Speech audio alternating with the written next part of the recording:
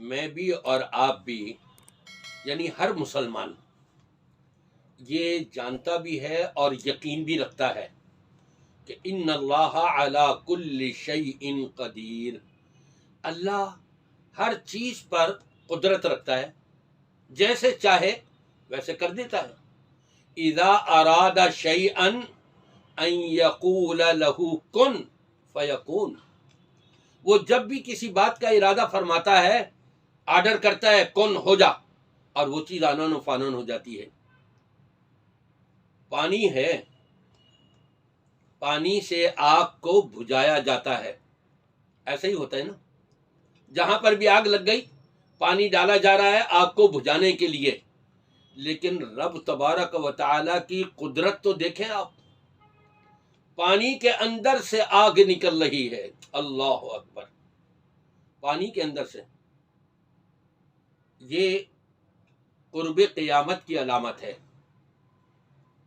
یہ رب تبارک و تعالی نے قیامت کی جو نشانیاں رکھی ہیں نا، مختلف انداز سے رب العالمین ہمیں اپنی قدرت کی نشانیاں دکھا رہا ہے کہ ایمان لے آؤ اور اس کو مان لو اور تسلیم کر لو۔ آپ اس چیز پر غور کریں کہ رب نے فرمایا ہے یا ایھا الذین آمنوا قوا انفسکم واہلیکم نارا وقودھا الناس، اے ایمان والوں تم اپنے آپ کو بھی اور اپنے گھر والوں کو بھی جہنم کی آگ سے بچا لو۔ یہ جہنم کی آگ تو وہ ہے کہ جب حضرت انسان کو ڈالا جائے گا تو یہ انسان کا جسم جو ہے یہ ایندھن کا کام کرے گا، ایسا لگے گا ایک انسان کو ڈالا گیا، ایسا محسوس ہو رہا ہے کہ جیسے پٹرول کا کنستر ڈرام بھرا ہوا جلتی آگ میں ڈالا اور شعلے بلند ہو گئے۔ جی، حضرت انسان کو جہاں وہ آگ جلا رہی ہے وہاں جہنم کی، وہاں پر حضرت انسان کو ڈالنے پر شعلے اور بھڑکیں گے، آگ اور بھڑکے گی۔ اللہ تبارک و تعالی ہم سب کو جہنم کی آگ سے بچائے اور محفوظ رکھے۔ پانی کے اندر آپ خود دیکھ لیں کس طرح سے آگ لگی ہوئی ہے، یہ رب تبارک و تعالی کی قدرت ہے۔ اور قرب قیامت جو آگ چلے گی ایک، اور وہ سب کو گھسیٹ کر کے سب کو کھینچتی ہوئی ایک طرف لے جائے گی۔ جہنم، یہ آگ جو ہے دنیا کی، یہ علامت ہے قرب قیامت کی۔ تو کیوں نہ ہم ابھی سے فکر کر لیں کہ یہ دنیا کی آگ سے ہم اپنے آپ کو بچاتے ہیں، وہ جہنم کی آگ، کہ اس جہنم کی آگ سے دنیا کی آگ اللہ کی پناہ چاہتی ہے، یا اللہ میں بھی آگ ہوں، یہ بھی آگ ہے، لیکن مجھ آگ کو اس جہنم کی آگ میں شامل نہ کیجیے، مجھے بچائیے اور محفوظ رکھیے۔ تو میرے بھائیوں اور دوستوں ذرا دیکھیں تو صحیح، آگ سے اللہ کی پناہ چاہ رہی ہے، ہمارا کیا عالم ہوگا؟ جہنم میں جب کوئی جائے گا تو وہاں اس کا کیا حشر ہوگا؟ وہاں شعلے چاروں طرف بھڑک رہے ہوں گے، وہاں چنگاریاں آسمان کی بلندی کو اڑ کر کے واپس آ کر کے اس جہنمی کے اوپر گر رہی ہوں گی۔ فرمایا کہ جہنم کی آگ کی ایک چنگاری دنیا کے اونٹ کے جسم کے برابر ہوگی۔ اللہ، جب اتنی بڑی چنگاری اونٹ کے جسم کے جو برابر ہو وہ انسان کے اوپر آ کر کے گرے گی، اس کا کیا عالم ہوگا، اس کا کیا حشر ہوگا؟ کبھی ہم نے فکر کری اس جہنم کی آگ کی؟ کبھی کوشش کری ہم نے اس جہنم کی آگ سے اپنے آپ کو بچانے کے لیے؟ رب العالمین اعلان فرما رہا ہے قوا انفسکم واہلیکم نارا، اے ایمان والو، ایمان کا دعویٰ کرنے والوں، اپنے آپ کو مسلمان کہلانے والوں، رب العالمین فرما رہا ہے جہنم کی اس آگ سے اپنے آپ کو بچا لو، اپنے گھر والوں کو بھی بچا لو، محفوظ کر لو۔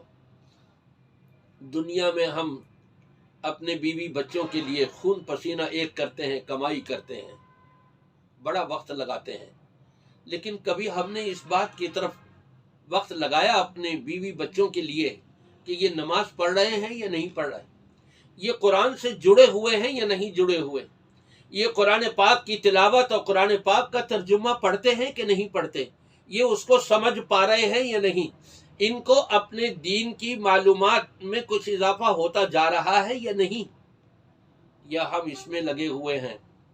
ہمارا بچہ ابھی 1.5 سال کا ہوا، اس کی زبان پر اللہ تو نہیں آیا، لیکن ہم نے یہ سکھا دیا آئی لو یو، انا للہ و انا الیہ۔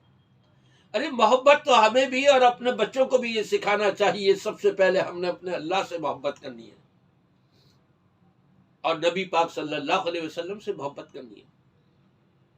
ہم یہ بچوں کو کیا سکھا رہے ہیں، کس طرف لے جا رہے ہیں، یہ والدین کی کیا ذمہ داریاں ہیں؟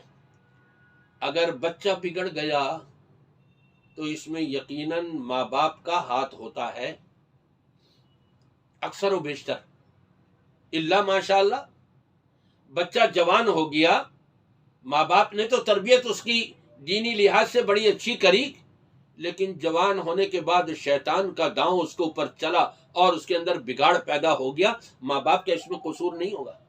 لیکن جب بچہ چھوٹا ہے، اس کو اللہ کی محبت کی طرف نہیں لا رہے، رسول پاک صلی اللہ علیہ وسلم کی محبت کی طرف نہیں لا رہے، اسے قرآن سے رابطہ جوڑنے کی طرف نہیں لا رہے، ہم اس کو نماز روزہ نہیں سکھا رہے اور بچہ بڑا ہوتا چلا جا رہا ہے، تو یہ قصور ماں باپ کا ہوگا۔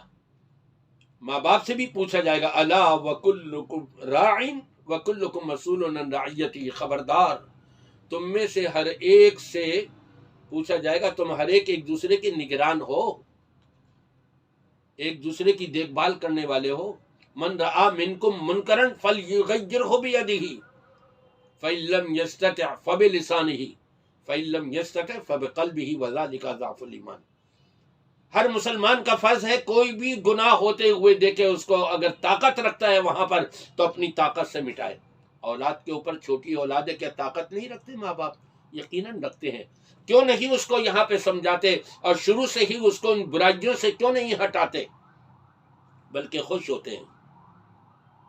تو ماں باپ بھی اس کے اندر شامل ہو گئے اس گناہ میں، قیامت کے دن وہ بھی جواب دیں گے۔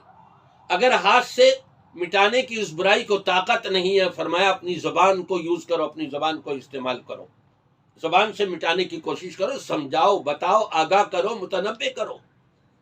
اور اگر اتنی بھی ہمت اور طاقت نہیں ہے تو میاں کم از کم اپنے دل سے تو اس کو برا جانو، لیکن صرف دل سے برا جاننا یہ کوئی ایمان قوی نہیں۔ وَذَلِكَ أَضْعَفُ الْإِيمَانِ، یہ تو ایمان کے کمزور ہونے کی علامت ہے۔ المؤمن القوی خیر وأحب إلی اللہ من المؤمن الضعیف، جو ایمان کے اندر مضبوط ہو، قوی ہو، یہ اللہ کا محبوب اور لاڈلا اور پیارا ہے بنسبت اس کے جو ایمان کے اندر کمزور ہو۔ ایمان کے اندر کمزور والا اللہ کو لاڈلا اور پیارا نہیں ہوتا، بلکہ اللہ کو لاڈلا اور پیارا وہ ہوتا ہے جو ایمان میں قوی ہو، اس کا مقابلہ اس ضعیف ایمان والا نہیں کر سکتا، اس کا مقابلہ۔ میری دعا ہے کہ اللہ تبارک و تعالی ہمیں اپنے آپ کو بھی جہنم کی آگ سے محفوظ رکھنے اور اپنی اولاد کو بھی جہنم کی آگ سے محفوظ رکھنے کی توفیق عطا فرمائے۔